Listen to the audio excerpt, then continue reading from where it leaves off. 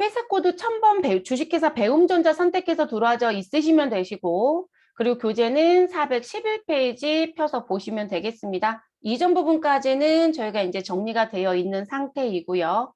그러면 전표 입력 메뉴에 가셔서 저희는 매입 매출 전표 입력을 열어놓고 시작을 해보도록 하겠습니다. 이전 시간에는 어디까지 정리가 되셨었냐면 우리가 공제가 가능한 세금계산서입니다. 그러니까 결론적으로 세금계산서 수치했는데 매입식 공제가 가능합니다. 그리고 그 세금계산서는 나도 사업자, 상대편도 사업자. 그래서 사업자한테 받아온 세금계산서. 자, 그 부분에 해당되는 부분 입력하는 거 진행을 했었고요. 이번 시간에는 영세 매입부터 또 시작을 해볼게요. 자, 영세 매입의 반대편은 영세 매출이에요. 쉽게 생각하면 그러면 항상 세금 계산서는 2장입니다. 그래서 한 장은 공급자가 갖고 한 장은 공급받는 자가 갖는데 그럼 공급자 입장에서 12 영세 매출이 있었다라면 공급받는 자 입장에서는 12 영세 매입이 있어야 되는 거죠. 근데 그렇게 움직이는 관점입니다. 그래서 영세율이 적용되는 재화나 공급 용역을 공급받고 나는 누굴 받아왔다? 영세율 세금 계산서를 수취하였다. 라고 하게 되면 무엇을 해주시면 된다. 우리는 52 영세 매입이라는 걸 선택하셔서 입력하시면 된다. 이렇게 얘기를 합니다. 그런데 이 부분의 앞부분 내용을 좀 추정을 해보시면 지금 현재요. 공급자가 성민이고요. 공급받는 자가 배움전자이거든요. 그럼 여러분 배움전자는 우리 회사잖아요. 근데 우리 회사가 영세 매입이 있다라고 하면 저는 누구에게 우리 회사 성민이라고 하는 우리 회사는 누구에게 성민이 아이고 죄송해요 여러분. 자 우리 주식회사 배움이라고 하는 당사는 성민이라고 하는 공급자에게 나는 사전에 무엇을 주었을 것이다. 내구 신용장이라고 하는 녹화레시를 개설해 주었고 또는 구매 확인서라고 하는 우리 서류를 무엇해 줬을 것이다. 발급해 주었을 것이다. 그래서 이 사람이 자기가 거래하는 은행에 가서요. 이 서류를 발급해 주는 거예요. 그러면 이 사람은 저한테 납품할 때 아, 나 영세율 근거 서류가 있으니까 성민의 입장에서는 똑같이 우리처럼 지금 무슨 부분 세무사랑이나 스마트 A를 쓴다라면 12 영세라는 유형으로 매입 매출 전표에 입력했을 거고요. 저는 그 서류를 받아온 거죠. 우리 회사 입장에서는. 그러면 저희는 뭐라고 입력하자? 52 영세라고 입력하는 부분이세요. 제가 이걸 왜 이렇게 설명드리냐면 자꾸 52 영세 입력할 때 나도 부가가치세법상 내가 뭔가를 또 꾸며야 되는 줄 아세요. 내가 할 일은 누구에게 나한테 납품하는 주식회사 성민한테 내국신용장 구매확인서 발급해줘야 되는 게 내가 할 일이에요. 그러면 이들은 이 서류를 근거로 우리 무슨 부분? 우리 12 영세로 입력하는 영세율 전자세금 계산서를 발급해 주는 거거든요. 그래서 실제 52 영세 매입으로 입력하는 사업자는 근거 서류를 발급한 사업자가 되는 거고 그 사람은 부가가치세 신고할 땐 별도의 다른 서류를 내지 않아요. 매출자만 근거 서류에 의해서 세금 계산서 발급했으니 근거 서류를 부가세 때 첨부해서 내는 거예요. 그래서 매입자는 별도 서류 내지 않는다는 거. 그래서 52 영세는 받아오는 사람의 입장에서 입력하는 부분이라고 기억해 주시면 되겠습니다. 그래서 난 부분. 그래서 여기 박스에 보시면 내국신청 또는 구매확인서에 의한 매입 시 영세율 세금 계산서는 나는 수취를 했을 것이다. 라고 써드린 부분이고요. 자, 7월 4일 우리 자료 설명 나와져 있고요. 영세율 전자세금 계산서 누구한테? 성민한테 받아온 걸 첨부해 드렸어요. 그러면 저희는 매입 매출 전표 입력에 가서 월은 몇 월 선택하고요. 7월 일자는 4일을 선택합니다. 그리고 입력을 하러 들어가 볼게요. 자, 생산부는 주식회사 성민에서 원재료 6천만 원을 내국 신용장 녹화 LC에 의해서 구입을 하였고 영세율이 적용되는 전자세금 계산서를 수취하고요. 대금은 전액 무엇하였다? 외상으로 하였다. 여러분 우리는 매입이다 매출이다 누가 봐도 매입입니다. 그러면 유형을 어디서 본다? 매입에서. 그런데 영세율이 적용되는 전자세금 계산서를 수취하였다라고 했으니까 매입에 우리 몇 번? 52 영세라는 걸 선택해야 된다는 거죠. 그리고 전부 다 무엇이다? 외상. 그럼 여러분 분계는 뭐 선택하면 될까요? 외상 선택하시면 되겠죠. 아주 간단한 문제입니다. 자, 유형 자리 가셔서 52, 영세라고 넣고요. 품목에는 원재료라고 저희는 넣을게요. 여기 써 있는 품목을 넣지 않고 그냥 원재료 한글 칠게요. 자, 그리고 수량과 단가는 별도로 드린 거 없어요. 공급가액 자리 가셔서 6천만 원을 무엇 하시면 된다. 입력해 주시면 되겠습니다. 당연히 영해세율 세금 계산서를 받아왔기 때문에 부가세 나는 공란으로 들어올 거고요. 거래처는 누구 넣어주시면 돼요, 여러분? 성민. 자, 그럼 성민 선택해 주시면 되시고, 자, 전자 받았다, 종이 받았다, 전자세금 계산서 수치 있어요. 그러면 전자란에 가셔서 우리 무엇 하시면 된다? 1번 여 선택하시면 되겠습니다. 분계는 뭐로 가시면 될까요? 외상 선택하시면 되겠죠. 그럼 하단에 우리 환경 등록에서 설정했던 값, 우리 차변의 원재료, 대변의 외상 매입금이 자동으로 들어와요, 여러분. 그래서 더 이상 할 일은 없습니다. 그리고 제가 아까 강조했던 부분, 자, 우리가 매입하는 사람 입장에서 영세율이라는 걸 선택했다는 건 내가 벌써 상대편, 나한테 공급하는 사람한테 근거서를 줬다. 그러니까 나는 부가세 때 다른 건 신경 안 쓴다라고 했어요. 그렇기 때문에 여기 중단부에 입력하는 정보가 있다, 없다? 없어요, 여러분. 네, 우리가 매출자 입장이었을 때는 영세율 근거 서류가 뭡니까? 라고 해서 여기 영세율에 대한 번호를 넣었었잖아요. 그거 안 한다고요. 이게 매출 포커스를 너무 많이 가지고 있는 분들은 매입에서도 그 부분에 창이 안 튼다고 자꾸 얘기를 하세요. 우린 원래 과세품에 대해서 0%를 적용해 준 거기 때문에 그 사람한테만 중요한 거예요. 그러니까 그 사람은 근거 서류에 의해서 영해세율을 적용할 수 있는 부분이니까 상대편한테 서류를 받아야 되는 게 중요했던 거라는 거죠. 그래서 매입은 이 다른 부분 선택하는 거 없어요. 그냥 세금 계산서 내용만 입력하시고 대금 결제만 잘 해주시면 됩니다. 그럼 더 할 일은 없네요. 이렇게 해서 마무리를 하시면 되겠습니다. 됐을까요? 자, 그 다음으로 넘어가 보도록 하겠습니다.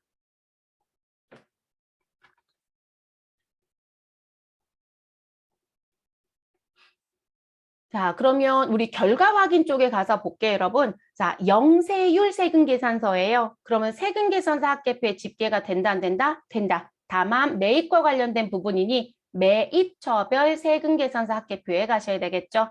그러면 우리 전체 메뉴 누르셔서요. 부가가치 쪽에 가시고 세금 계산서 합계표에 들어갑니다. 자, 세금 계산서 합계표에 가셔서 우리 몇 월에 입력했었나요? 우리 지금 현재 7월인가요, 여러분? 네, 7월 4일입니다. 그러면 2기 예정신고 기간에 해당이 되기 때문에 우리 조회 기간은 7월부터 몇 월을 9월을 입력합니다. 7 치고 엔터, 9 치고 엔터, 정기신고해서 다시 엔터. 자, 그러면 원래 설정값이 매출 탭으로 되어 있으니까 우리는 매입 탭으로 변경을 해주시면 되겠습니다.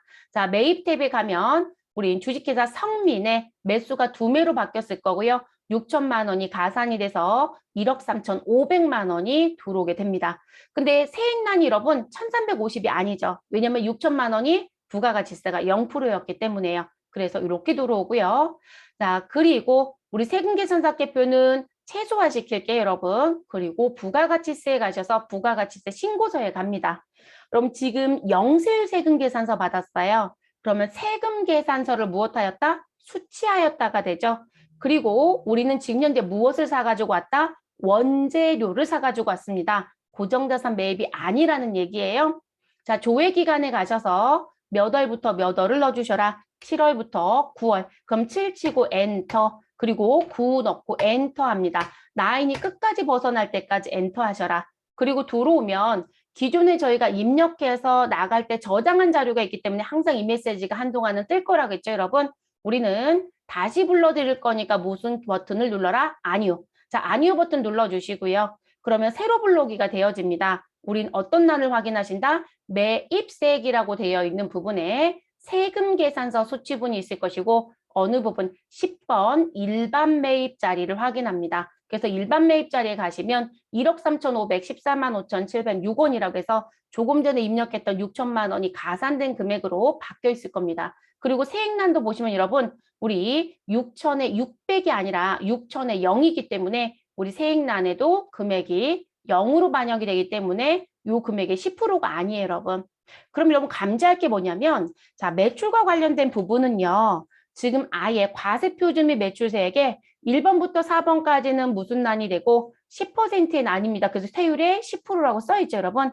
그리고 5번과 6번은 0% 난입니다. 그래서 100분의 0이라고 써있죠. 그런데 매입세액 쪽에 어느 자리? 세금 계산서를 모으는 자리. 자, 이 세금 계산서 수치분이라고 했던 10번. 그 여러분 여기는 10이라고 보여지지만 이거 원래 난번호 10-1번이에요, 여러분. 10-1이라는 난 그리고 11번. 자, 요 세 난 같은 경우는 우리가 매입 매출 전표에 입력했을 때 50일 과세도 이 자리에 들어오고요. 왜냐면 50일 과세도 세금 계산서로 수취하면 그리고 공제가 가능한 것 이렇게 얘기했잖아요. 자, 지금 50일 영세는 공제가 가능하다는 얘기 안 하죠. 뭐라고요? 영세율 세금 계산서를 수취하면 이렇게 얘기했던 거죠. 자, 그리고 우리 아직 하지 않았으나 뒤에 가면 뭐가 나올 것이다? 54 불공이 나옵니다. 그럼 여러분 54 불공은 뭐라고 얘기할까요? 내가 세금 계산서를 받았는데 매입세 공제를 받을 수 없어요. 라고 하면 54 불공입니다. 자, 그러면 우리는 사업자와 사업자 관계에서 발급되는 세금 계산서도 있지만 누구도 있더라? 세관장이 발행하는 세금 계산서도 있더라. 그런데 공제가 가능하면 우리는 몇 번으로 입력하자? 55 수입으로 입력하자. 라는 얘기를 했었습니다. 그래서 이 세금 계산서 수치분에 모이는 유형은 50일 과세, 52 영세, 54 불공, 55 수입. 그런데 지금 51과 54와 55는 일단 부가가치세 10%가 있는 거래입니다. 그중에 공제가 받을 수 있다, 없다를 구분했던 거고 52 영세는 부가가치세가 0% 자리입니다. 근데 이 네 개가 모두 다 이 자리에 집계가 돼요. 그러니까 여러분 세율란에 퍼센테이지를 표시할 수 있다, 없다? 없어요, 여러분. 그래서 이 자리가 회색으로 막혀 있고 아예 세율 표시가 안 되는 거예요. 이해됐을까요? 이거 왜 제가 이렇게 말씀드리냐면 여러분들이 손으로 이 자리에 가서 3천만 원을 입력하면 이 자리에 300이 나올 줄 아시더라고요. 안 나와요. 그래서 내가 이 자리에 3천을 입력하면 금액에 세액낸도 무엇 해야 된다? 내가 300을 넣어야 됩니다. 내가 이 서식을 직접 입력하는 부분이 생긴다라면. 근데 우리 매출 쪽은 10%, 0%라고 써있기 때문에 여기다 금액을 넣으면 10%가 자동 계산이 되는 거로 프로그램 개발이 되어 있는 거고요. 개발이라기보다 국세청 양식이 이렇게 되어 있어요. 그러니까 그거에 맞춰서 프로그램 개발자도 똑같이 양식을 안에다 넣어준 거예요. 그래서 이 부분에 표시가 안 되는 의미도 좀 아셔야 되는 부분이세요. 그래서 내가 세금 계산서를 받아오면 부가세가 있든 없든 수취하는 건 모두 다 어디에 모인다? 세금 계산서 수취분이라고 하는 요 자리에 들어온다라는 거. 그래서 그렇게 알아두시고 뒤에 가면 제가 또 얘기를 하긴 할 겁니다. 그런데 지금 미리 한 번 더 말씀을 드렸습니다. 그래서 요 자리에 집계가 됐습니다. 자, 그러면 일단 부가가치세 신고서는 최소화를 시켜주시고요. 그리고 매입 매출 전표를 열어놓고 그 다음에 있는 예제로 들어가 보도록 하겠습니다. 자, 면세 매입입니다. 면세 매입은 무슨 얘기가 될까요, 여러분? 내가 계산서를 무엇하였다? 수취하였다라는 얘기가 되겠죠. 그래서 우리는 과세사업자지만 상대편은 면세사업자일 수도 있죠, 여러분. 그리고 저희가 세금 계산서를 발급합니다. 계산서를 발급합니다. 라고 하는 결정권은 모두 다 누구에게 있다? 매출자에게 있는 거예요. 그러니까 매입자가 폭나라 판나라 할 수 없어요, 여러분. 그래서 제가 왜 그런 부분을 관여하는 분들이 있다라고 했었죠. 말도 안 되는 얘기입니다.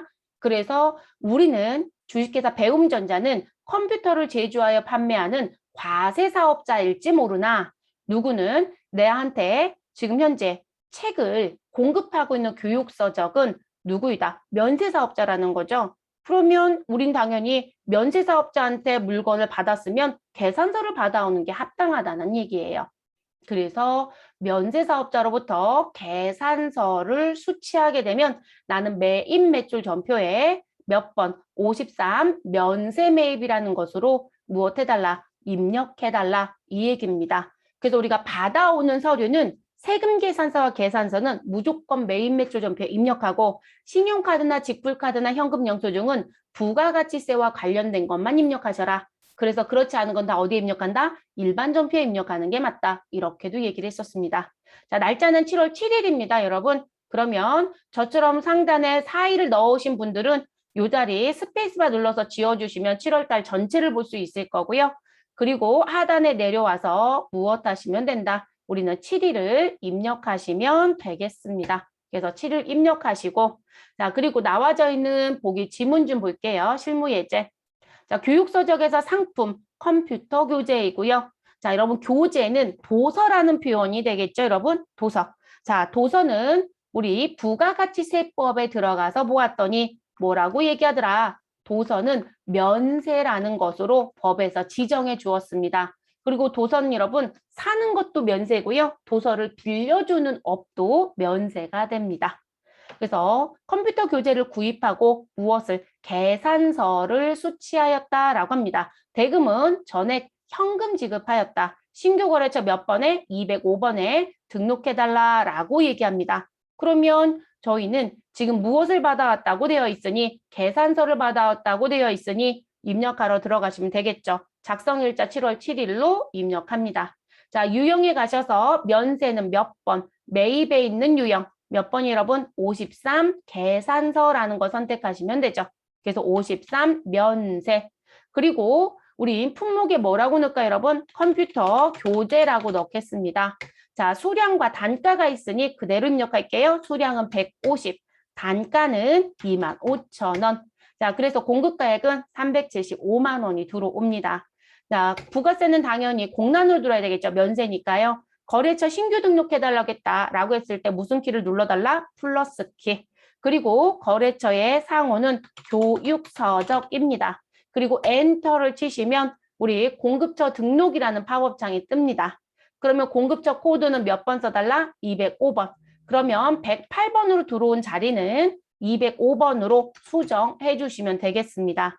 그리고 나머지 공급자 정보 따로 다 넣어야 되겠죠, 여러분? 그렇게 되면 수정이라고 하는 탭키를 눌러주시면 되겠습니다. 그럼 하단에 세부상 넣을 수 있는 화면으로 들어오죠. 자, 사업자 등록번호는 몇 번 넣어주시면 될까요, 여러분? 117 95 11233.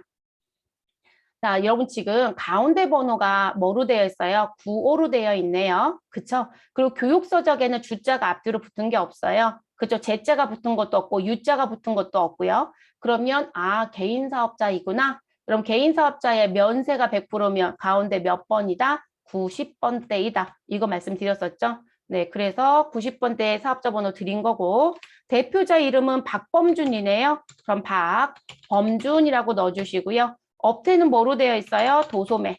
자, 그리고 우리 종목은 뭐로 되어 있다? 도서. 자, 우편번호 주소라는 부분이 있네요. 그러면 코드돔 F2번 눌러주시면 검색창이 뜰 것이고 서울특별시 구로구 도림로 103이네요. 그러면 여러분은 뭐라고 넣어주셔라? 도림로 103 넣어주시고 엔터. 그러면 도림로 103이 검색이 되죠. 자, 도로명 무엇 해주시고 선택해주시고 그러면 우리 주소가 들어옵니다. 자, 이외에 세부 주소는 없으니까 더 입력할 필요는 없습니다. 자, 입력이 모두 다 끝났으면 무엇 하셔라? ES키나 탭키를 눌러서 위로 올라갑니다. 또는 마우스로 클릭해서 강제로 올라가도 된다고 말씀드렸고 자, 그래서 205번에 교육서적 등록을 했습니다. 자, 그 다음 유의사항입니다. 여러분, 현재 계산서 앞에요. 우리는 전자라는 글씨가 있어요, 없어요? 우리가 전자이면 이 앞에 전자자가 붙어야 된단 말이에요. 근데 계산서 앞에 전자가 있다, 없다? 없죠, 여러분. 그럼 이 계산서는 무엇으로 발급한, 수기로 발급한 우리 계산서라고 보셔야 돼요.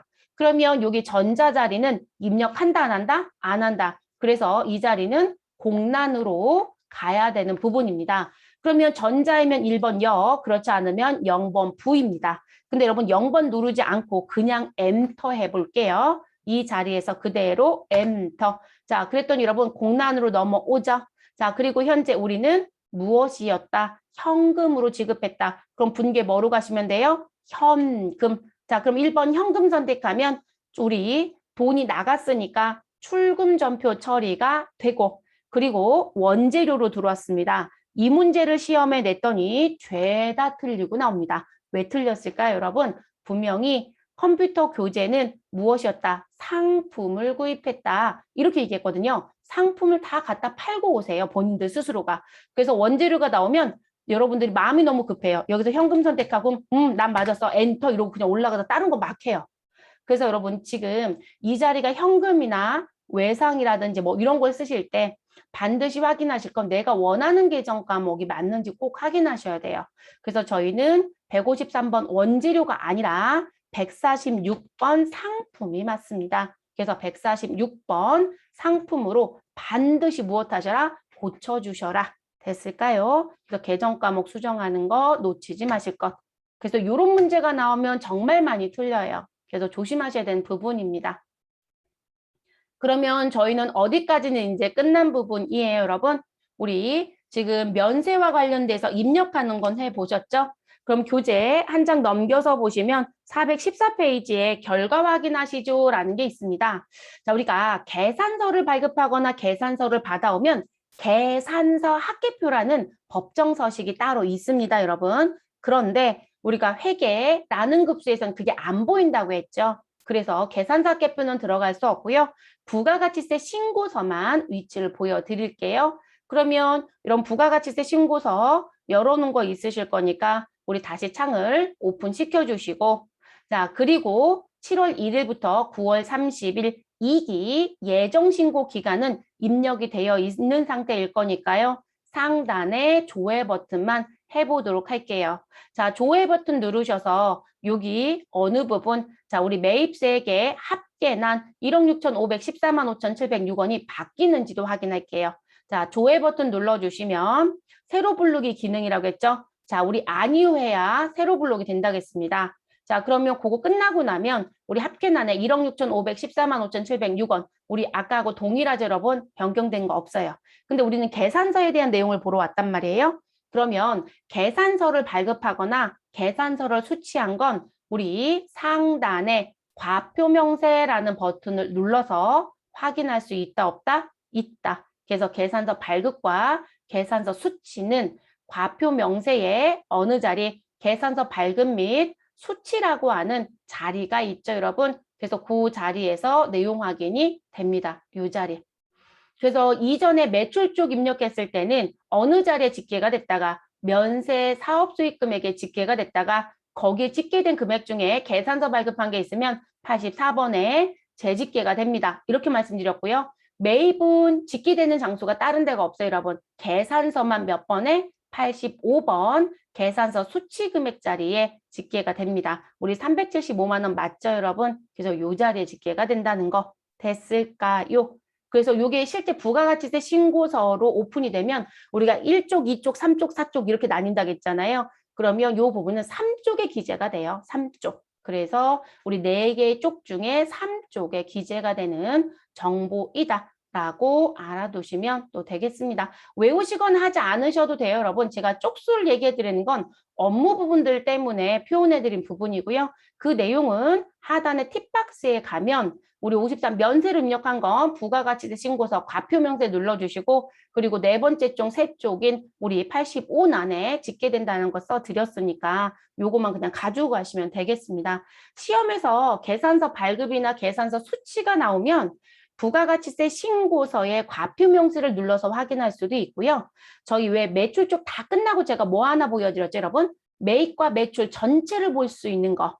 매입 매출장 보여드렸었어요. 거기서도 보실 수 있어요. 사실 거기는 매출 매입으로 입력한 유형 전체를 다 볼 수 있으니까 우리가 계산서는 53면세로 입력하고 매출은 13면세로 입력한다는 유형만 여러분이 알고 있다라면 그냥 유형 선택해서 조회하면 모두 다 볼 수 있잖아요. 그래서 지금 부가세 신고서도 볼 수 있지만 매입 매출장에서는 모든 내용을 볼 수 있다는 게 또 하나의 특징입니다.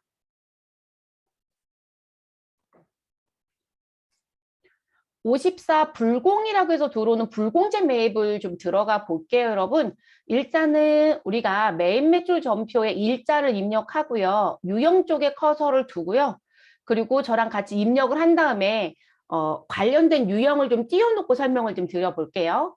그래서 저희는 7월이고 일자는 8일입니다. 8일이라고 넣어주시고요. 유형은 54 불공입니다. 지금 현재 저희가 부가가치세 유형은 매입 쪽 지금 연습하고 있는 거고 매입의 54 불공제라고 하는 부분을 선택을 해주세요.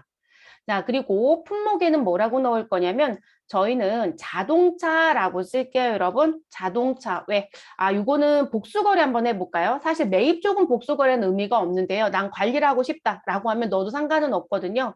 그러면 상단의 F7번 또는 저희 마우스를 클릭하셔서 복수거래를 누르시면 하단에 복수거래 내용창이 뜰 거고요. 그리고 품목에 가서 저희는 K5를 구입했다고 하네요. 그러면 K5 넣어주시면 되고요. 대소문자 구분 안 하셔도 괜찮아요. 그래서 K5라고 넣어주시고 그리고 대체적으로 자동차를 구입하시게 되면 그 품목란에 CC가 써 있는 경우가 많아요. 그래서 지금 현재 1999cc라고 드렸으니까 저희는 그 부분도 기록을 해보도록 하겠습니다. 그래서 1999cc 넣어주시고 그리고 공급가액은 얼마? 3천만 원 입력해서 부가세 300 나오고요. 그리고 탁송료라고 하는 게 지금 현재 발생이 됐네요. 그래서 탁송료 그리고 금액은 20만 원이라고 넣어주시면 부가가치세는 2만 원이 자동 반영됩니다. 여러분이 자동차를 판매하는 직영 대리점에 가시거나 개인 사업자가 운영하는 자동차 대리점에 가시게 되면 대체적으로 탁송료를 받아요. 그러면 상대편한테 세금 계산서 주실 때 그냥 자동차 얼마라고 쓰지 않고 지금 보여드리는 것처럼 이런 형태로 대부분 기입해서 주시는 경우가 많습니다. 그때 쓰는 기능이 무엇이다? 복수거래. 다만 저희는 받아온 건데 일부러 한번 넣어봤어요. 그럼 입력 다 끝나시면 상단으로 올라가는 건 탭이나 ES키 눌러주시면 우린 다시 위쪽으로 올라가죠, 여러분. 그리고 매입 옆에도 복수자가 똑같이 동일하게 기재가 됩니다. 그리고 K5라고 되어 있는 부분에 왜라고 써 있을 거고요. 그리고 공급가액은 3,020으로 들어오고 부가가치세는 302만 원. 자, 거래처는 누구로 넣어주시면 되시냐면 지금 기아자동차라고 넣겠습니다. 그래서 기아 선택해 주시면 되시고요. 전자입니다. 그래서 전자 선택할 거니까 여를 선택합니다. 자, 여 선택하시고 하단에 불공제 사유라고 하는 자리가 있어요, 여러분. 자, 이 자리에 커서가 들어가면 우리는 코드 도움 F2번 눌러주시면 이렇게 선택할 수 있는 창이 팝업 창으로 들어옵니다. 그리고 이 부분이요. 스마트 A는 그냥 여러분들이 이 자리에서 54 불공을 선택하면 이 창이 바로 떠요. 그러니까 그 차이점은 그런 거밖에는 없어요, 여러분. 우리가 일반 전표나 메인 매출 전표 입력하는 부분에 차이점을 구태여 얘기한다라면 우리가 선택하는 과정 중에 왜 신용카드 선택하는 경우가 있었잖아요. 그러면 세무사랑은 모두 다 요 중단부에 신용카드 선택하는 난이 따로 있었죠. 근데 스마트에는 팝업창으로 바로 띄워준다는 차이점밖에 없다는 거예요. 그러면 요 1번부터 몇 번까지 11번까지 나와져 있는 부분 중에 우리는 몇 가지는 갖고 가야 해요. 그리고 지금 설명드리는 부분은 우리가 입력하다 보면 예제별로 계속 등장이 될 겁니다. 그래서 사유 설명을 좀 할 거예요. 근데 머릿속에 무조건 가지고 시작해야 되는 용어가 하나가 있어요. 우리가 54 불공 매입이라고 하는 유형을 선택할 땐 기본 전제가 앞에 뭘 깔고 가셔야 되냐면 내가 세금 계산서를 수취하였다. 또는 내가 세관장이 발행한 소입세금 계산서를 무엇하였다? 수취하였다. 자, 그럼 여러분 제가 이걸 강조했어요. 이게 1번이라고 했어요. 그러면 결론적으로 내가 신용카드 매출 전표를 수취하였다. 현금 영수증을 수취하였다. 또는 직불카드 영수증을 수취하였다. 그 경우는 어떠한 경우도 54 불공으로 입력하는 경우는 없습니다. 자, 그거 사고 내는 분들이 있어요. 이게 자격증이 있는데도 불구하고 사고를 내요. 왜냐면 자격증은 제가 분명히 말씀드렸죠. 아예 뭘 해주고 있다. 일반 존피에 넣으세요. 메인 매출 존피에 넣으세요라는 부분을 아예 주고 있잖아요.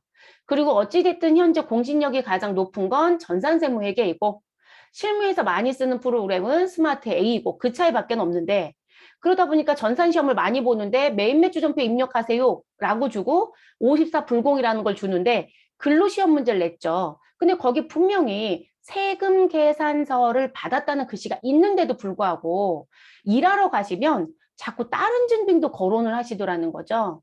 여러분 우리가 54 불공은요. 54 불공은 우리가 세금 계산서나 수입세금 계산서가 아닌 경우는 공제 못 받는 거에 해당한대요 라고 하시게 되면 그 경우는 메인 매출 전표가 아니라 그냥 일반 전표에 넣으셔야 된다는 거예요.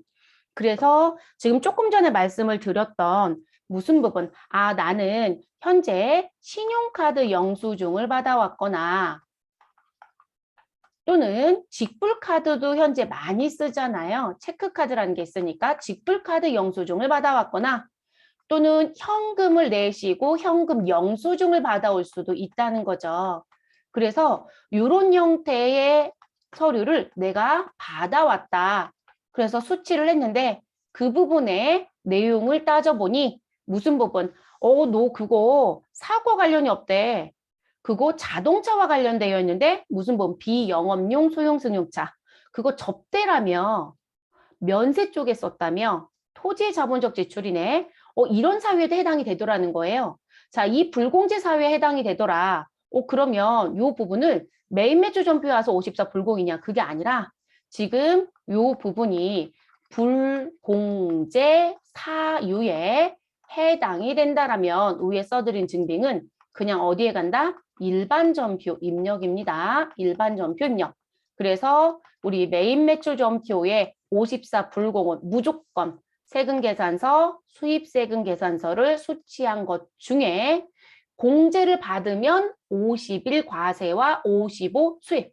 여러분 공제가 가능하면 세금계산서는 사업자가 발급했으니까 우리가 50일 과세라는 거 입력해봤죠? 이거로 가는 거고 자, 우리 세관장이 발행한 수입세금계산서 받아왔다? 그러면 이 부분은 뭐로 가신다? 55 수입으로 간다고요. 공제가 가능한 것. 근데 공제를 못 받는 것 1번부터 11번에 해당되는 사유였다 라고 하면 이게 불공제 사유인 거고 그러면 그 부분은 54 불공이에요. 반드시 구분을 좀 하셨으면 좋겠어요. 이거 뒤에 가서 본인이 잘못 입력한지도 모르시고 부가세 신고까지 끝내는 분들도 간혹 있어요. 그래서 지금 54 불공이 불공제라고 하는 것만 포커스를 맞춰 가시더라는 거죠. 근데 그거로 넘어가는 건 세금계산서와 우리 수입세금계산서를 받아온 것만 해당이 됩니다.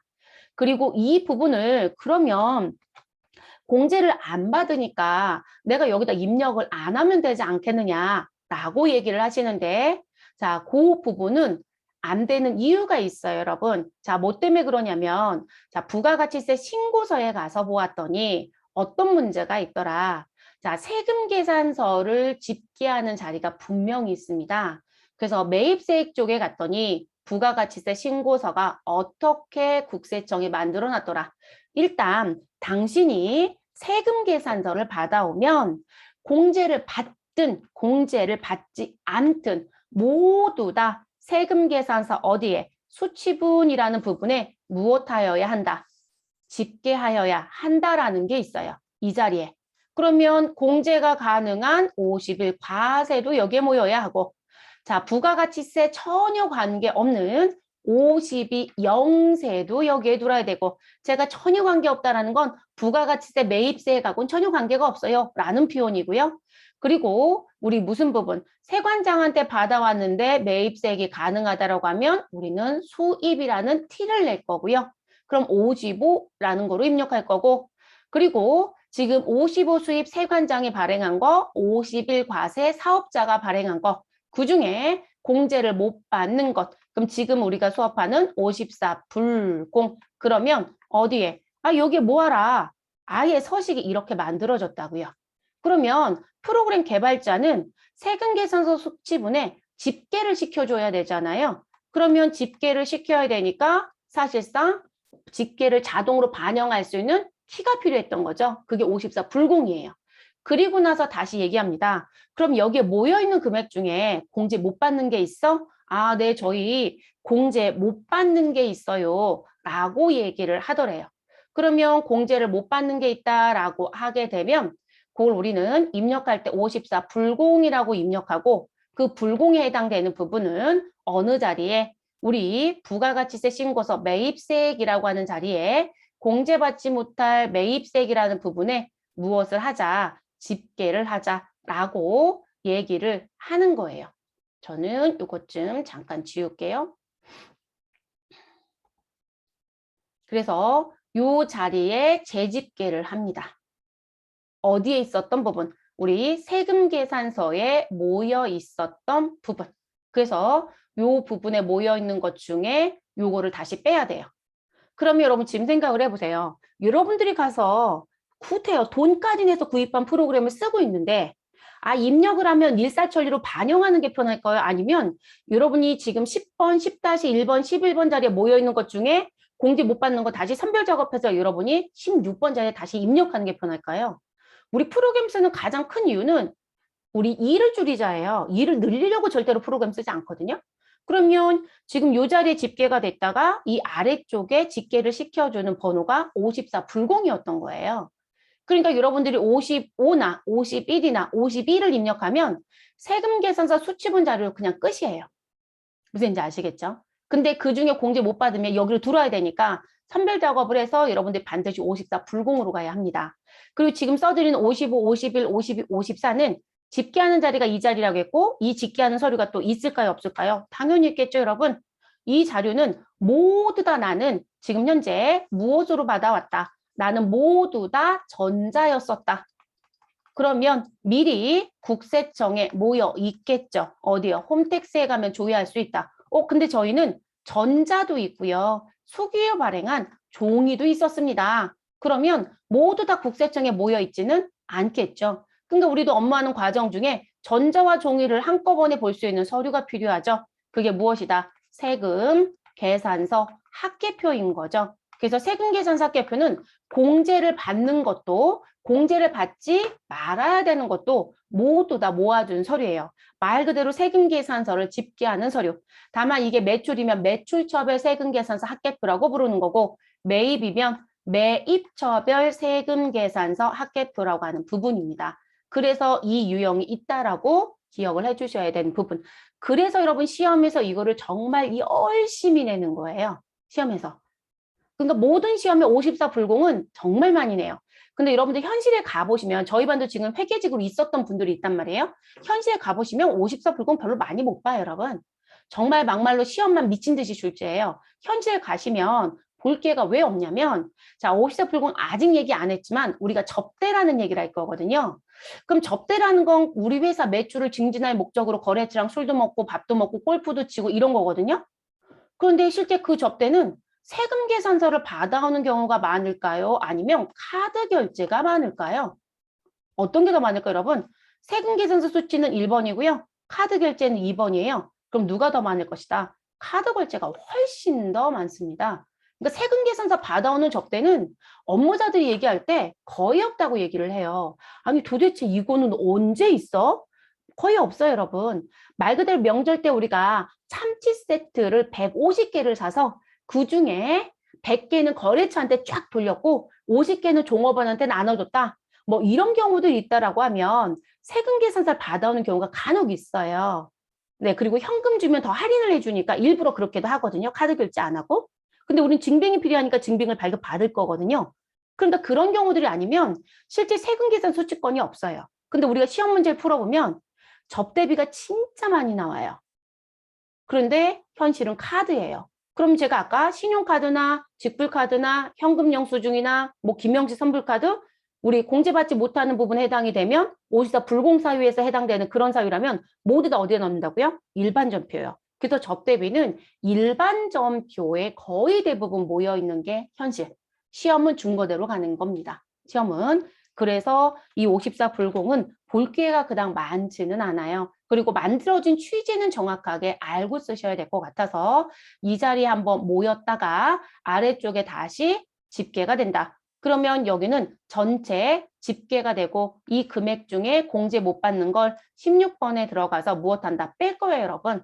그래서 지금 어느 자리의 내용을 보시면 여기 17번 자리 차감계 자리에 보시면 뭐라고 되어 있다? 15번에 합계 금액에서 몇 번 자리 금액? 16번의 금액을 무엇해라? 빼라. 그러면 넌 진짜 매입세 공제받을 수 있는 건 이거야. 라고 나오는 거거든요. 쉽게 생각하시면. 그래서 부가가치세 신고서가 이렇게 되어 있기 때문에 우리는 매입 매출 전표에 54 불공이라고 하는 유형을 선택해서 현재 무엇하고 있는 거, 입력하는 거, 그리고 부가가치세와 관련된 세금 계산서 합계표도 반드시 작성해서 내셔야 되기 때문에 우리는 54 불공을 쓸 수밖에 없어요. 그래서 그렇게 알아두시면 좋겠습니다.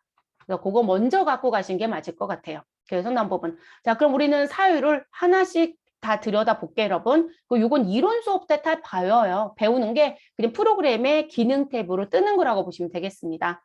자, 매입세 불공제 사유에 해당한다라면 54 불공을 선택해라.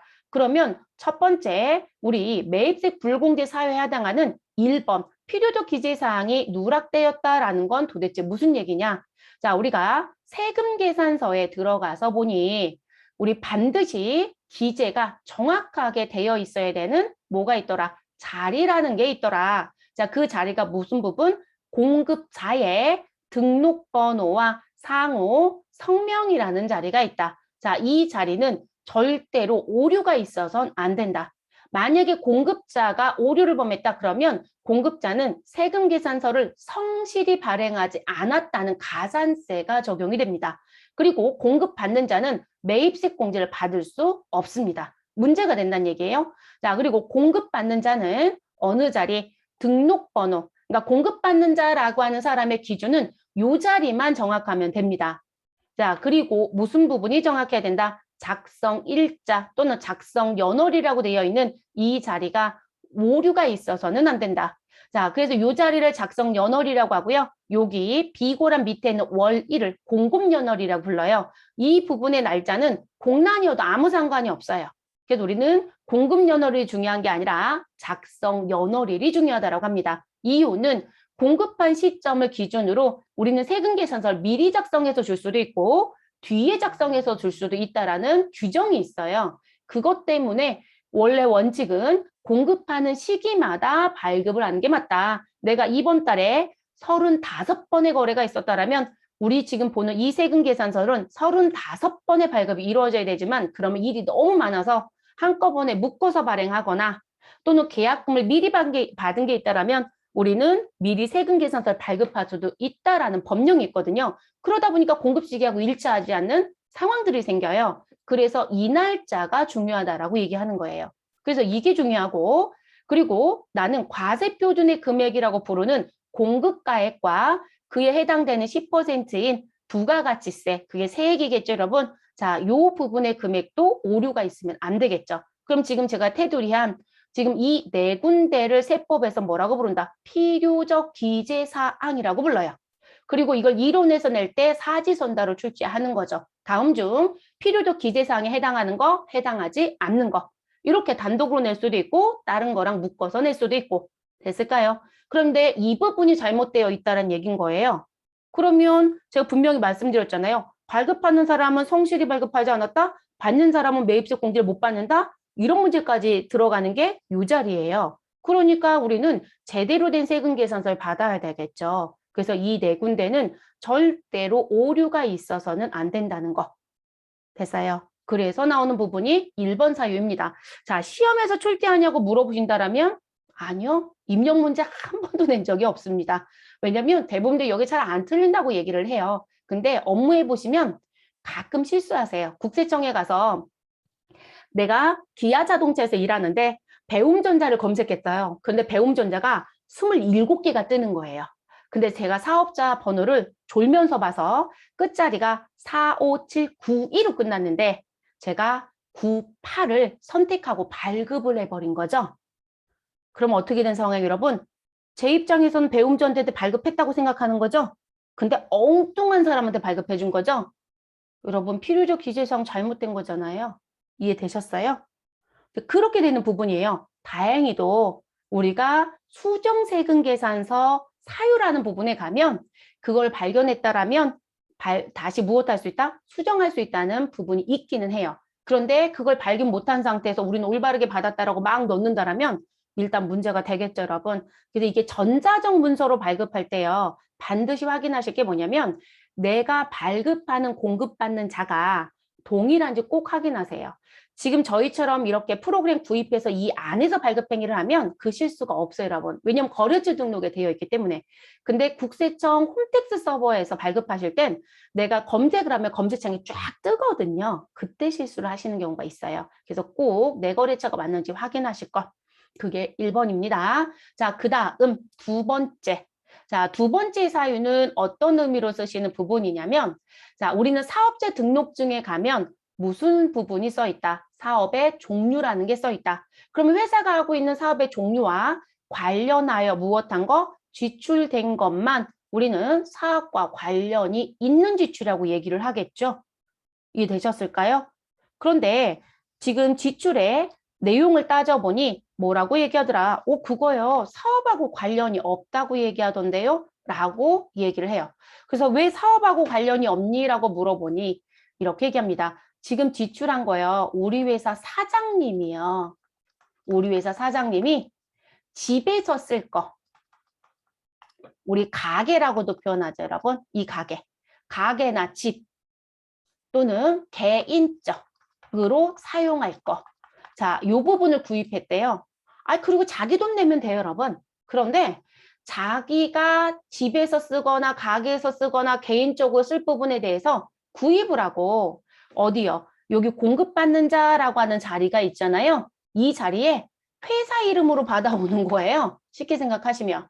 그리고 쉽게 이런 얘기죠. 경리과 직원한테 서류 툭 던져주면서 야, 이거 결제해줘 라는 부분. 또는 무슨 부분? 이렇게도 얘기하죠. 그거 어디에 팩스 등요. 또는 누구누구 찾아서 그 사람한테 세금 계산서 어디로 발급하라고 얘기 좀 해. 라고 얘기합니다. 그러면 저희는 상황이 뭔지 모르지만 어찌됐든 뭔가 샀다는 얘기가 되지니까 누구한테? 기아자동차한테 연락을 해서 저희 회사는 1억 이렇게 됐고요. 우리 어느 부분으로 이메일 주소는 이러니 세금 계산서 발급해서 메일로 보내주세요라고 얘기하겠죠. 그 이분들이 묻겠죠. 저희 대금 언제 주세요라고 하는 부분. 확인하고 연락 다시 드릴게요. 이렇게 얘기하겠죠. 그러니까 돈도 누가 주고 회사가 주고. 근데 이 물건은 회사에 온다 안 온다? 이 K5는 회사에 안 오는 거예요. 이 자동차는 어디가 있다? 대표이사 집에 가 있다. 알고 봤더니 대표이사 아들 자동차를 회사 돈으로 샀다. 이런 거예요. 쉽게 생각하시면. 그럼 누가 봐도 우리 회사의 업무와 관련된 지출이다 아니다? 아니에요, 여러분. 그래서 2번은 실제 현실을 따져보면 모두 다 우리 회사의 사장님이 문제예요. 사장님. 이 종업원이 회사 돈 가지고 남용했다고요? 그럴 일은 절대 나올 수가 없습니다, 여러분. 그래서 이 문제가 참 열심히 나옵니다. 근데 여러분 이제 가보시면 아실 거예요. 정말 우리처럼 FM대로 다 잡을 거냐? 아니면 숨기고 갈 거냐? 그건 고민을 한번 해보세요. 그런데 제가 왜 고민해 보시라고 하냐면 저희가 배우는 게 FM이에요, 여러분. 그럼 저희는 이 부분은 회사에 돈을 지급하였으나 내용은 알 수 없고요. 그리고 돈을 다시 받아야 되는 거예요, 여러분. 그러니까 차변에 뭐라고 쓸 수밖에 없다. 누가 얘기하지 않아도 가지급금으로 쓸 수밖에 없어요, 여러분. 지급은 하였으나 내용을 알 수 없다가 되거든요. 계정 과목 뭐라고 쓸 수가 없잖아요. 돈은 얼마인지는 알아요. 그래서 제가 돈은 3천만 원 지출했대요. 그럼 3천만 원 쓰시면 되겠죠.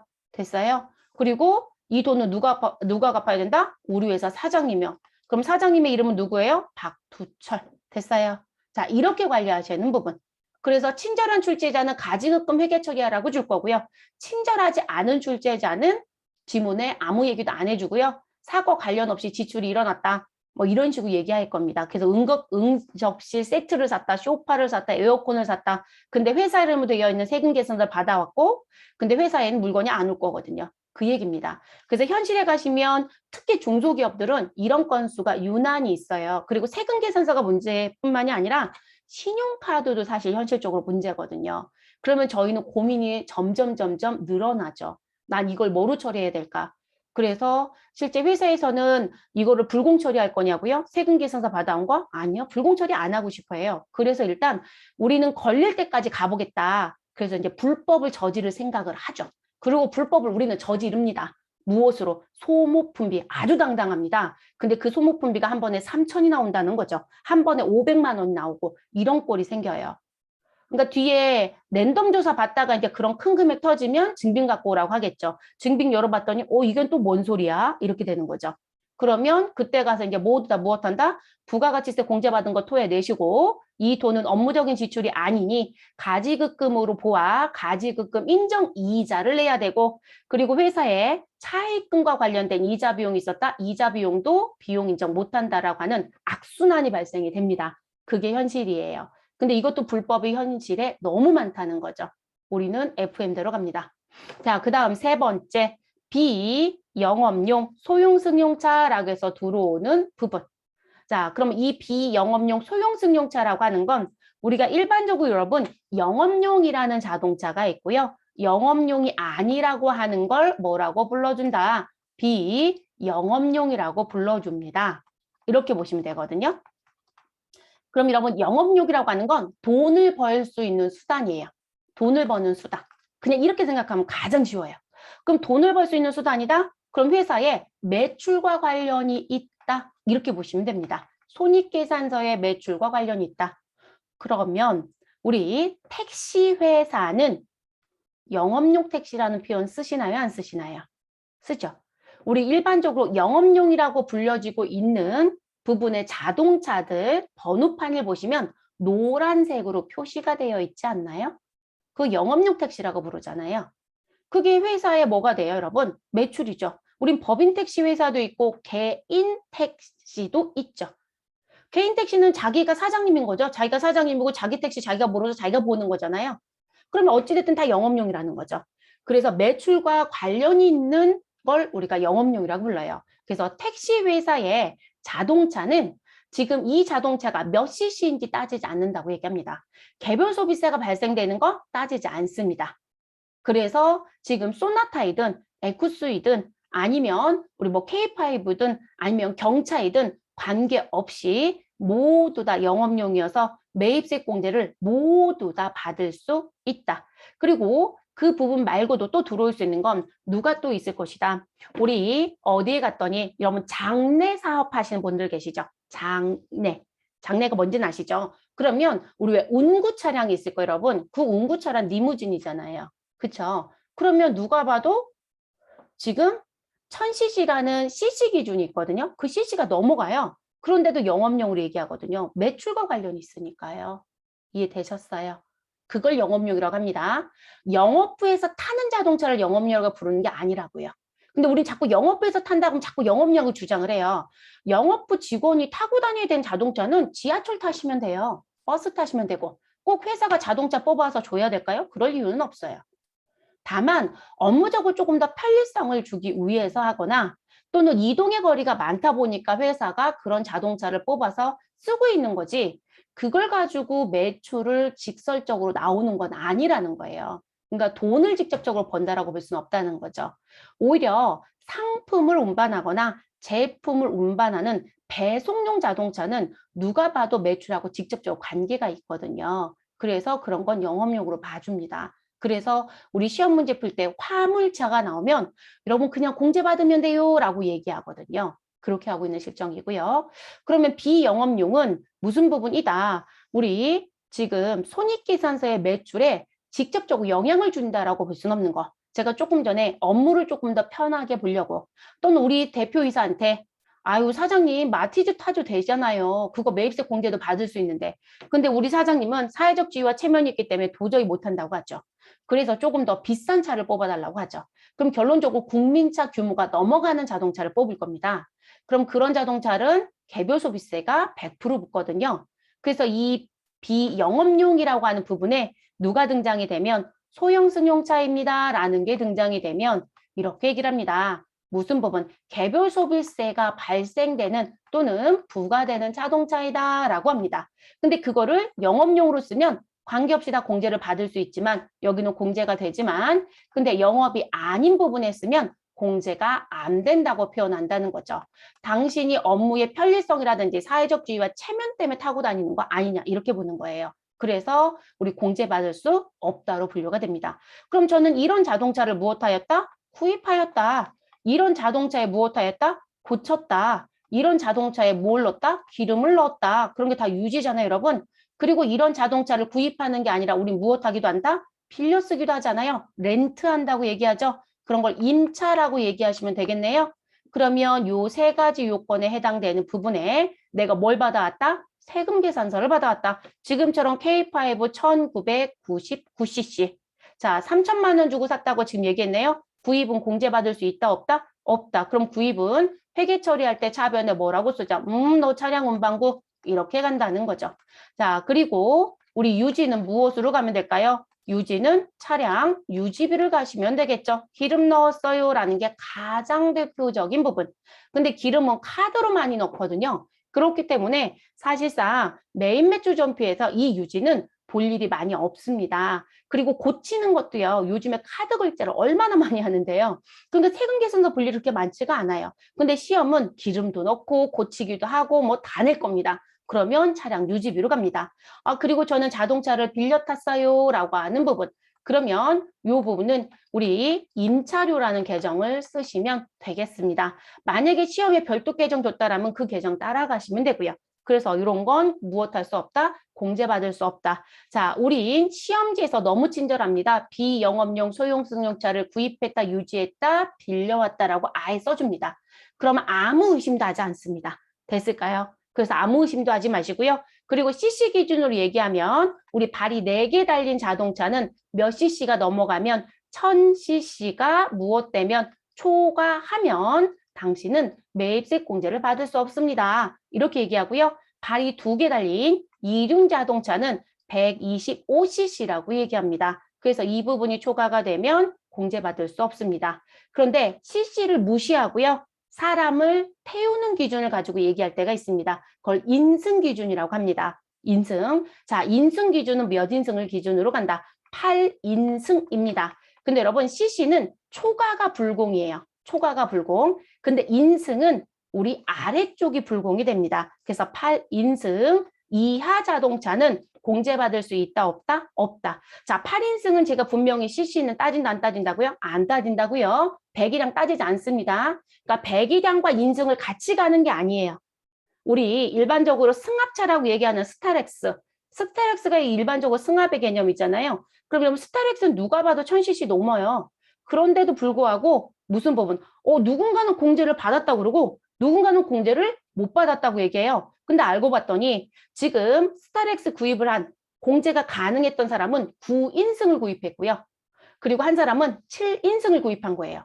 자, 이런 8인승 이하는 공제가 안 된다고 했잖아요. 그러니까 7인승을 구입한 사람은 불공제가 되고 9인승을 구입한 사람은 공제가 돼요. 그래서 자동차 회사의 마케팅에 8인승 자동차가 없어요, 여러분.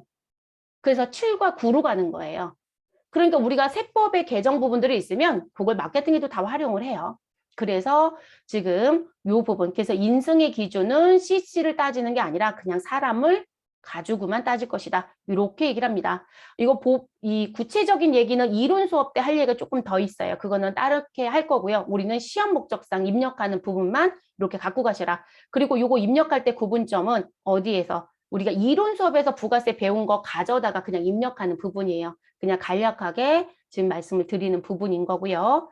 자, 그리고 우리 무슨 부분이 또 있다. 접대 얘기도 해야 되겠죠, 여러분? 접대. 그럼 여기 4번에 있는 부분의 접대. 자, 접대는 글씨 그대로 그냥 끝이에요. 아, 내가 지금 지출한 비용이 무엇이었다? 접대비였다. 끝. 아니, 근데 접대비는 사고 관련이 있지 않느냐. 지금 2번에서 사업과 직접 관련이 없는 지출 인정 안 한다고 했으니 이거 이해한다. 근데 얘는 사업과 관련된 지출인데 왜 인정이 안 되느냐? 접대비를 놓고 봤더니 여러분 향응의 문제가 자꾸 생겨요. 그래서 사업과 관련된 지출로 접대비라는 건 인정하지만 매입세 공제 쪽은 인정을 못 해주겠다고 얘기를 합니다. 그리고 접대가 발생된 장소들을 들어가서 봤더니 매입세 공제를 또 못 받는 경우들이 더 많아요. 단란주점은 아예 여러분 접대 성격으로 쓰는 건 문제가 없어요. 근데 단란주점은 매입세 공제를 받을 수 없는 장소예요. 단란주점은 개별 소비세가 발생하는 장소거든요. 그러니까 장소라는 것도 있어요. 물건 자체에 개별 소비세가 붙는 것도 있지만 장소적으로도 나오는 게 있죠. 여러분 골프장도 개별 소비세 붙어요.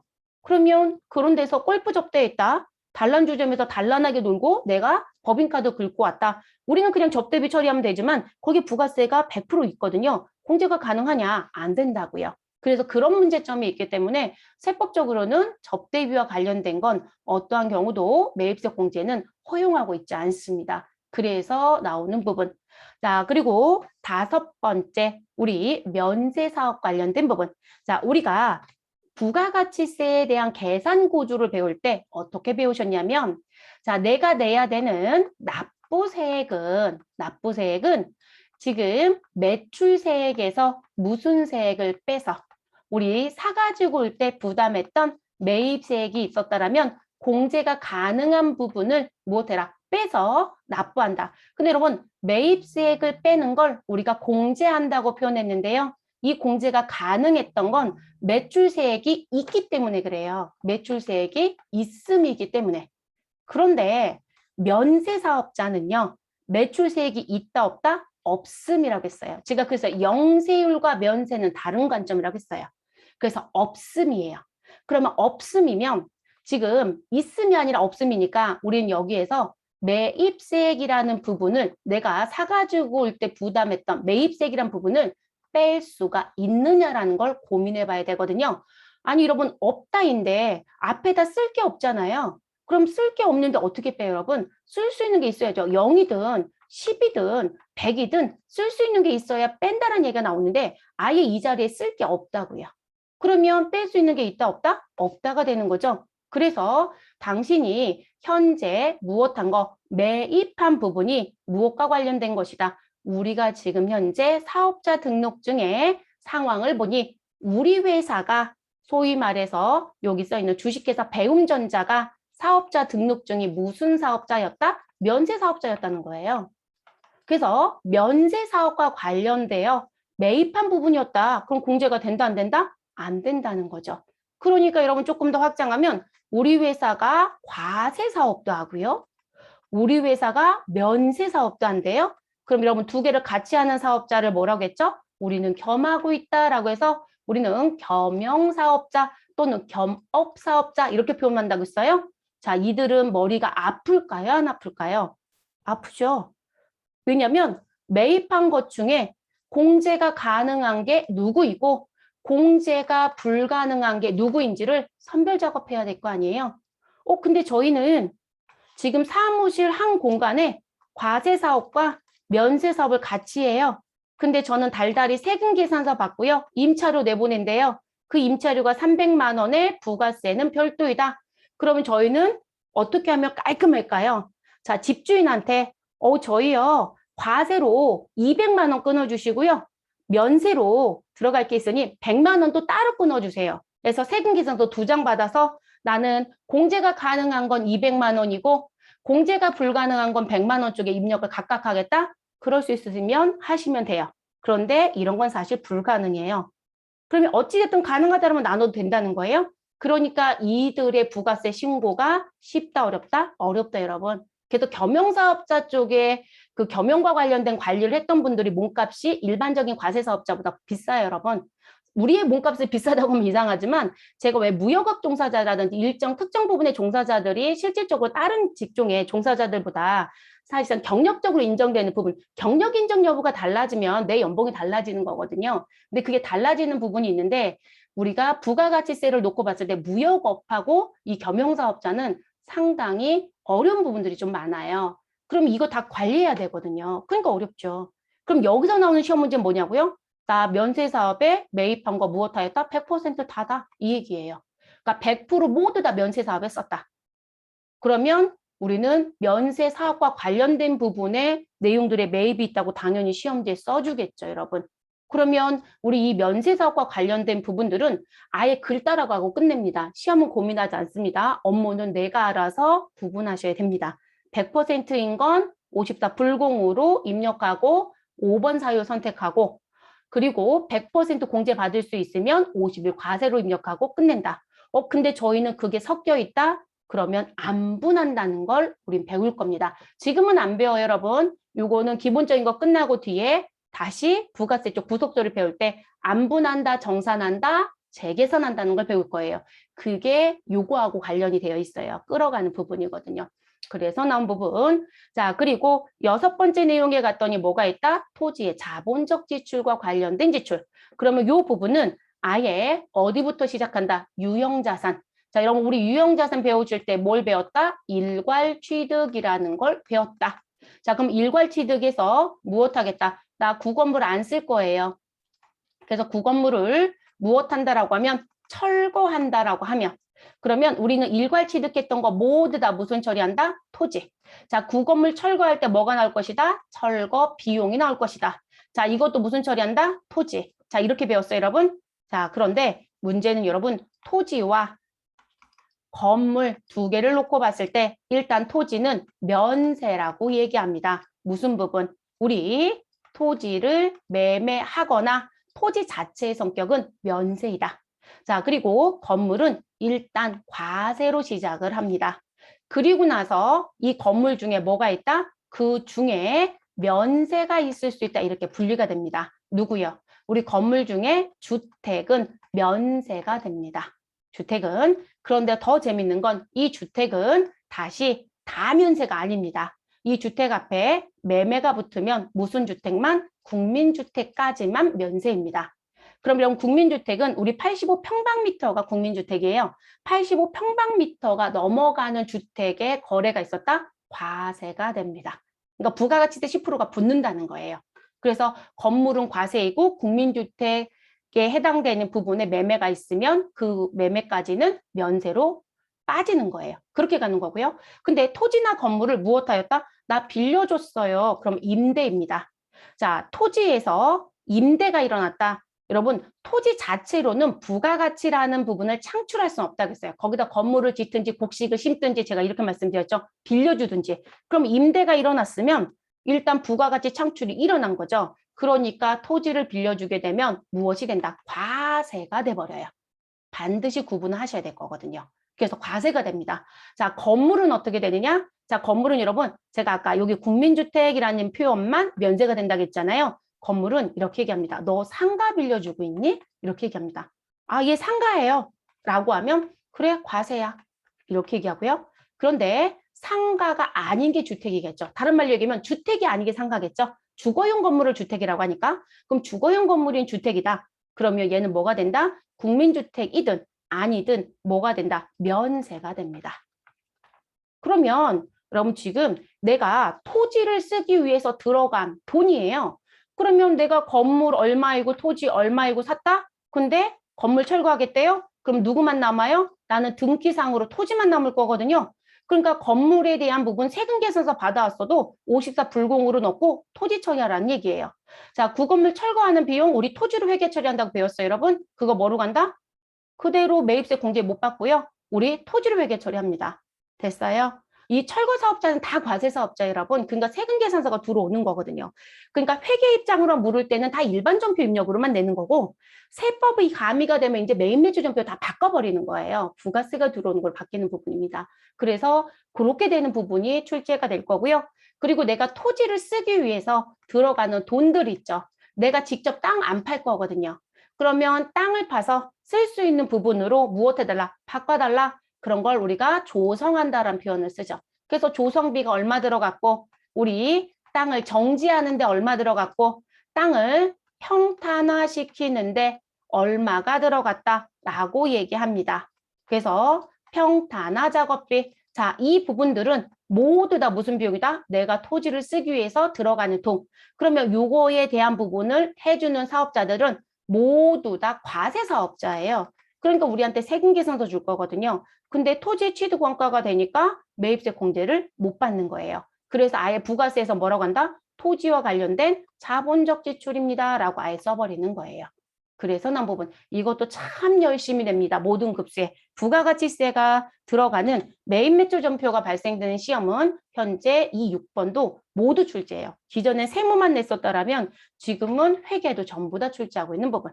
자, 우리 사업자 등록은 언제까지 하시라고 배웠다? 사업 개시가 이루어지면 개시일을 기준으로 20일 이내. 다만 신규 사업자이면 사업 개시 전에도 사업자 등록을 할 수 있다 없다? 있다. 그럼 범에서 정해준 날짜가 있죠, 여러분. 그 날짜를 어겼다라면 넌 공제받을 수 있다 없다? 없어. 이렇게 얘기하는 거예요.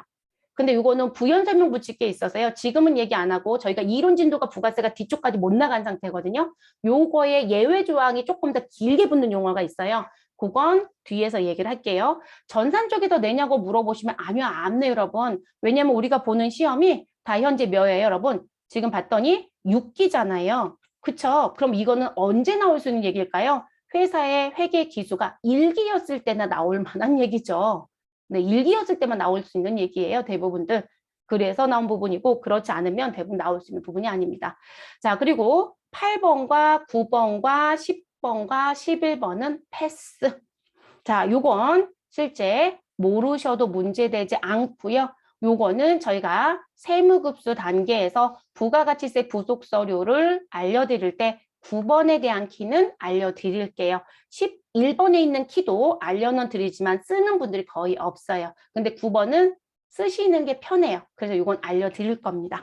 그래서 그때 또 다시 말씀을 드릴 거고 그러면 1번부터 몇 번까지 우리 7번까지는 얘기가 끝났죠, 여러분. 그래서 이런 사유가 발생이 되면 우린 매입세 공제를 받을 수 있다 없다? 없다. 그러니까 지금 나와져 있는 1번부터 우리 몇 번까지 나와져 있는 1번부터 7번까지 나와 있는 사유에 해당이 된다라면 우린 54 불공으로 처리해라. 무엇을 받아오며? 세금 계산서를 받아오며. 그럼 여러분 54 불공을 뺀 나머지는 모두 다 여기 유형 선택할 때 뭐로 넣자? 51 과세 여러분.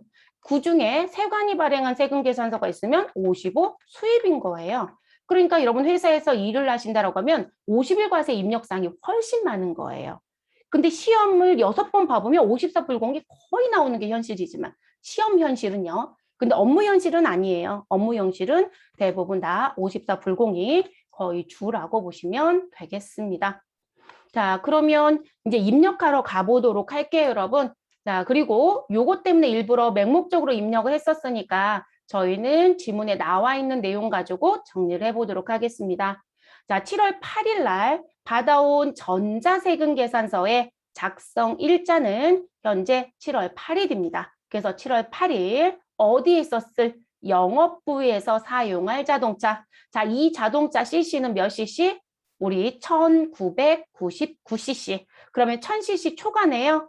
그리고 영업부에서 쓰겠대요. 그리고 우리 회사는 무슨 업을 하고 있다? 컴퓨터를 제조하여 판매하는 회사예요. 그럼 컴퓨터를 제조하여 판매하는 회사이기 때문에 실질적으로 지금 산 이 자동차는 지금 손익계산서 매출에 직접적으로 연관이 되어 있다라고 보기는 어렵죠. 그래서 이 자동차는 매입세 공제를 못 받습니다. 그래서 1000cc 초과되는 K5는 부가가치세법상 무슨 자동차를 부르고 있다? 공제받지 못할 자동차인 비영업용 소형승용차라는 부분으로 불려지는 자동차입니다. 그래서 그 자동차에 해당이 되고요. 자, 지금 현재 운반비가 발생이 됐네요, 여러분. 탁송료는 누가 봐도 운반비입니다. 시험 보실 때는 오해 소지 없게요. 지문에 써줍니다. 운반비 20만 원 발생했고요. 세금 계산서 한꺼번에 같이 받았다. 이렇게 써줄 겁니다. 그럼 이 운반비는 우리 회계상에서 뭐라고 배우셨다? 취득과 관련된 부대비용이다라고 배웠습니다. 그럼 취득 부대비용은 무엇으로 간다? 취득 원가. 그러면 회계 처리할 때 계정가는 뭐로 간다? 자산. 그럼 자산은 무엇일까요? 차량 운반구가 되겠죠. 그래서 그렇게 정리가 되어집니다. 그래서 그렇게 정리해 주시고요.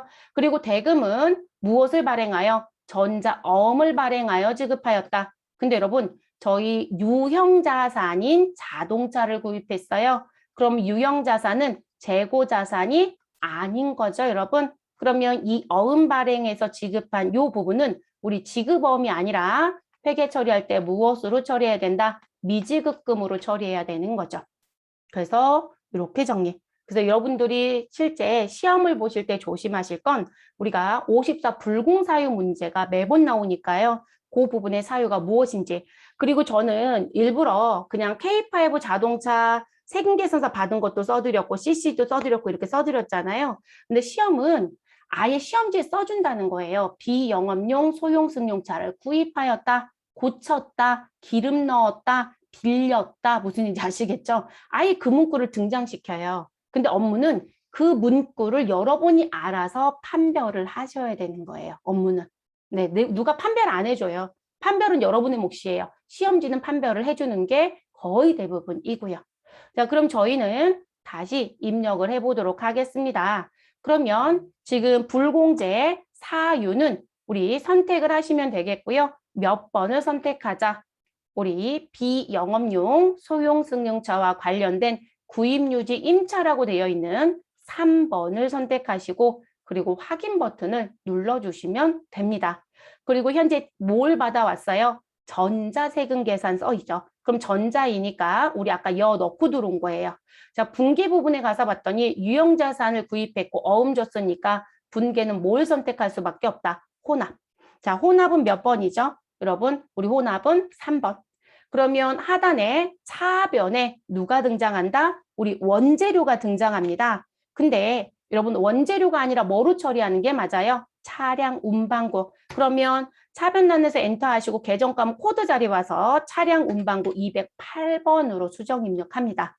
그리고 여러분 우리가 매입세 공제를 못 받습니다 라고 하는 건 제가 앞에서 이렇게 말씀드렸을 거예요.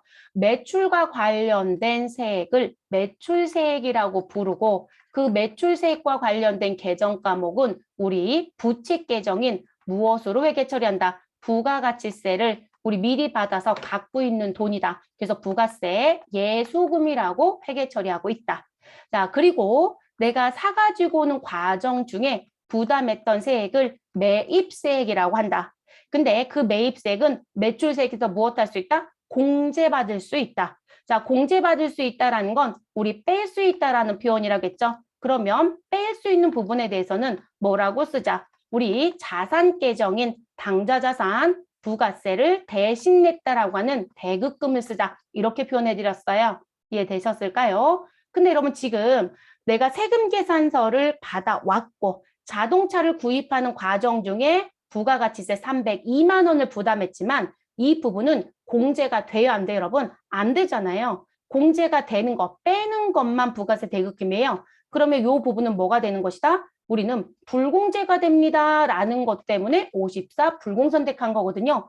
그럼 저는 이 302만 원은 회계 처리를 어떻게 할 거냐? 라는 게 고민이겠죠. 그래서 여러분 이 부가가치세는요. 내가 무엇을 샀다? 저희요. 자산을 샀어요. 라고 얘기합니다. 계정 과목 확인해 보면 자산인지 아닌지 확인이 되니까. 그럼 자산을 취득했다. 차변에 등장하는 계정 과목. 그럼 자산 취득과 관련된 부가가치세면 자산으로 갑니다. 됐어요, 여러분?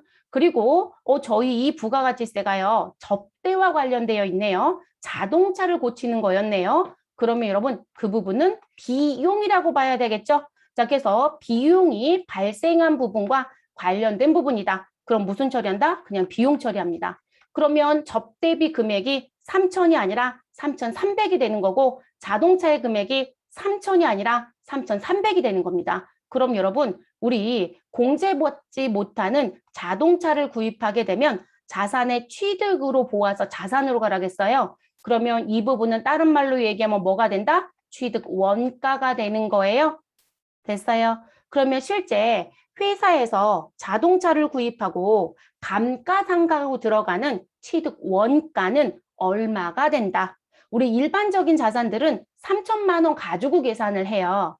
3천만 원 가지고. 여러분 일단 탁송료를 뺄게. 탁송료 어차피 포함 시키는 금액이지만 3천이에요. 근데 공제를 못 받는 부분이면 우리는 감가상각을 하는 기준 금액이 3,300으로 바뀌는 거예요. 그거 실수하지 마셔야 돼요. 그래서 대부분들이 그거 하시라고 하면 이게 연계성 있게 시험 문제 잘 안 내니까 자꾸 각계전투를 낸다고 했잖아요. 그러니까 회계 처리는 차량 운반구로 3,322만 원 잘 해놓으셨어요. 고정자산 등록하라고 했더니 가셔서 3,020만 원 등록하면 그나마 다행이에요. 근데 3천만 원만 또 등록하고 오신 분들이 있어요. 잘못하고 있다는 거죠. 그리고 지금 저는 탁송료를 같이 붙여드렸지만 탁송료 세금 계산서 따로 주는 데도 있거든요. 그러면 그 탁송료도 차량 운반구로 회계 처리했을 거라고요. 그래서 우리가 차변을 처리하는 자산 금액 전체가 무엇이다? 취득 원가가 되고 그 취득 원가가 감가상각 대상 금액이 들어가는 거예요. 그래서 지금 공제받지 못하는 자산을 구입하게 되면 우리 감가상각 대상 금액도 누구를 포함한다? 공제받지 못한 부가가치세를 포함하는 거예요. 됐어요? 그거 실수하지 마세요. AT에 그 문제를 내고는 있습니다. 근데 그 문제 내면 유난히 그 문제만 죄다 틀리고 나온대요.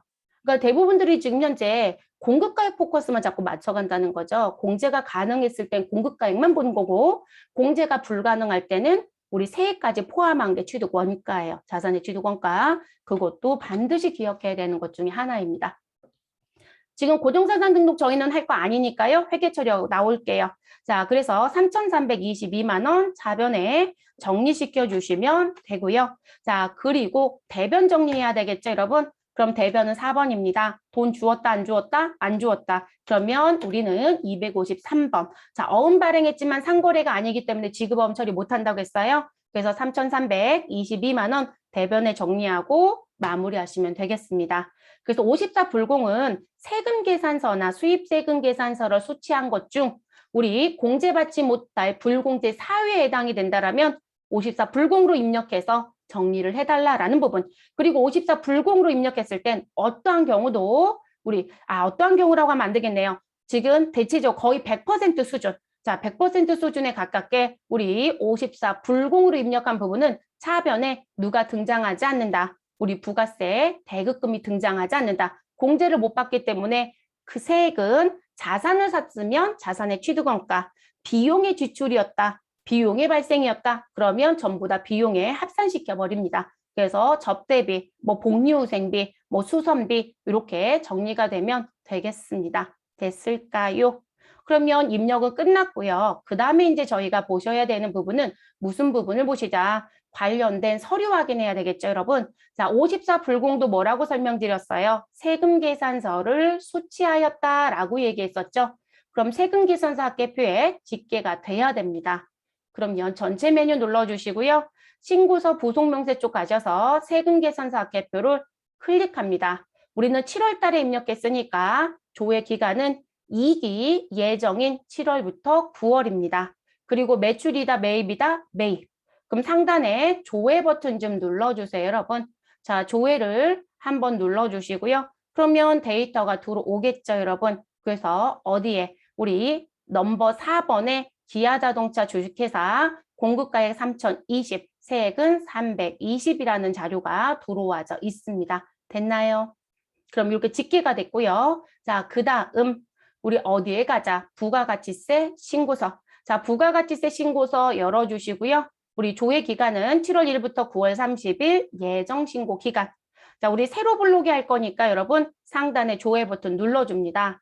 자, 세금 계산서 수치분이라고 했으니까 위치 집계되는 거 저 잠깐 테두리를 해서 먼저 보여드리고 갈게요. 자, 일단 세금 계산서 받았으니까 이 자리에 들어옵니다.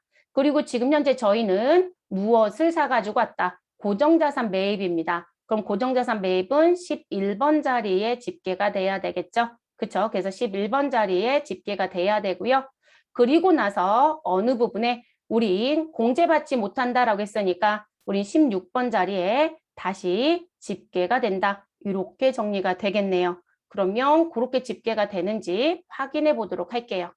자, 상단에 조회 버튼 눌러주시고요. 그리고 블록했냐고 물었을 때 아니요 눌러서 새로 블록을 해줍니다. 그러면 고정자산 매입, 세금 계산서 수취분 고정자산 매입인 11번 단에 우리 아까 여기가 3천만 원 있었거든요, 여러분. 근데 얼마로 바뀌어요? 6,020으로 바뀌었죠. 3,020만 원 가산됐어요. 자, 그리고 지금 어느 부분에 10번, 10-1번, 11번 쪽에 모여있는 금액 중에 공제받지 못할 부분이 있으면 몇 번 자리? 16번 자리에 다시 집계가 됩니다. 그럼 우리는 3,020이 공제 못 받는 거였잖아요. 그러면 16번 자리에 집계가 되고요. 이 자리를 여러분이 마우스로 클릭하면 오른쪽 화면. 자, 이게 부가가치세 신고서 3쪽입니다. 자, 3쪽에 16번 공제받지 못할 매입세 그리고 공제받지 못할 매입세 50번 란에 집계가 됩니다. 그래서 여러분 이 50번 란이요. 몇 번으로 입력했던 부분? 54 불공이요. 그래서 54 불공은 지금 일단 10번이든 우리 10-1번이든 11번이든 어쨌든 여기 세금 계산서에 모인다고 보셔야 돼요. 그래서 이 자리에 54 불공이 모였다가 그리고 16번 자리에 다시 몇 번? 우리 50번 자리에 모이는 거예요. 이 자리에 54 불공으로 입력하면 됐을까요? 그럼 51과 52는 54 불공이 아니라 다른 의미를 갖고 있다는 거죠. 네, 다른 걸 또 다시 따져야 됩니다. 그래서 이렇게 나오는 부분. 자, 시험 문제에서 조회 문제를 자주 내요, 여러분. 조회 문제 냈을 때 조심하실 것 중에 하나가 우리 불공제 매입 금액을 물어보는지 그러면 금액란을 보시면 되죠. 세액 금액을 물어보는지 그러면 세액란을 보셔야 돼요. 그래서 금액인지 세액인지 반드시 확인하시는 부분. 시험이 세액을 물어보는 출제자가 있고요. 금액을 물어보는 출제자가 있어요. 현저히 세액이 훨씬 더 빈도가 높아요. 그런데 금액 물어보는 걸 가끔 되면 죄다 틀리시더라고요. 자꾸 세액으로 공부를 하시다 보니까 글씨만 잘 봐주시면 되겠습니다. 그래서 나온 부분. 그래서 지금 요 자리에 집계됐다가 여기 다시 모인다는 것까지 같이 봐주시면 좋겠습니다. 그래서 54 불공은 그런 의미를 가지고 있다는 걸 이 팁박스에 써드렸어요. 그래서 사용하는 목적. 됐을까요, 여러분? 자, 이렇게 해서 저희 1단락 정리하고요. 그 다음에는 55 수입부터 다시 또 시작을 하도록 하겠습니다.